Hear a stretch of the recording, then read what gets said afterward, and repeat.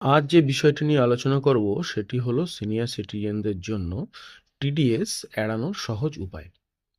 আমি একজন senior citizen. আমার একটি ব্যাংকে ফিক্সড ডিপোজিট আছে। যদিও আমার মোট আয় করযোগ্য সীমার নিচে, তবুও ব্যাংক আমার এফডির সুদের উপর টিডিএস কাটে। তাহলে আমি কিভাবে এবছর টিডিএস কাটা থেকে নিজেকে বাঁচাতে পারি?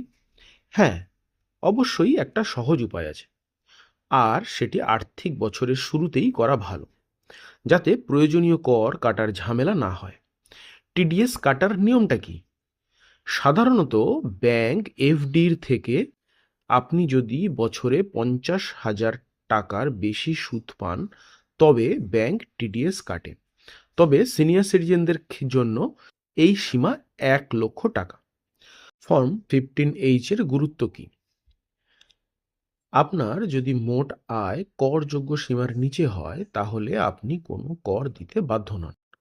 এই অবস্থায় আপনি ব্যাংকে জানাতে পারেন যেন তারা টিডিএস না কাটে।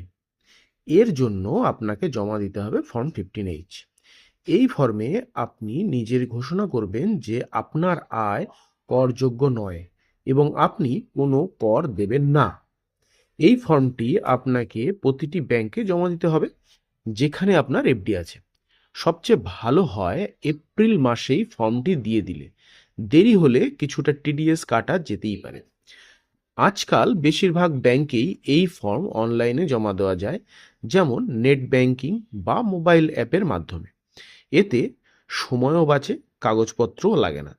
যদি ভুলবশত আপনি ফর্ম 15H জমা না দেন এবং টিডিএস কাটা হয়ে গিয়ে থাকে, তাহলে চিন্তার কিছু নেই।